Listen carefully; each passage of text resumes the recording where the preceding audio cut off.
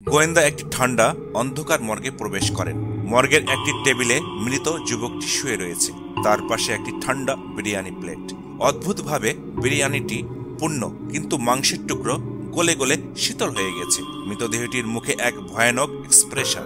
গোয়েন্দা বিরিয়ানিটি পরীক্ষা করতে গিয়ে অদ্ভুত গন্ধ পান। বিরিয়ানিটি তাজা, কিন্তু এর মধ্যে কিছু অশুভ শক্তি নিহিত। যখন গোয়েন্দা মাংসের এক টুকরা তুলে দেখেন, তখন বিরিয়ানি থেকে অদ্ভুত দৃষ্টি এবং একটি ঠান্ডা বাতাস বের হতে থাকে। মৃত যুবকটির শরীর অদ্ভুতভাবে জীবন্ত হয়ে ওঠে, তার হাত কাঁপতে থাকে, শরীরটা কেমন যেন দুলছে এবং বিরিয়ানির ভেতরে শক্তির এক সঞ্চালন ঘটছে।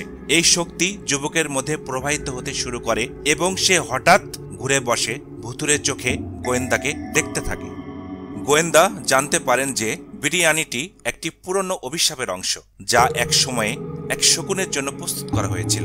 ওই শকুন এক রাতে বিরিয়ানি খেয়ে মারা গেছিল এবং তার আত্মা তখন থেকে কোনো একটি মৃতদেহের মধ্যে প্রবাহিত হতো, যা কেউ খেলে তার মৃত্যু হবে না, তবে সে তার আত্মা ফিরে পাবে।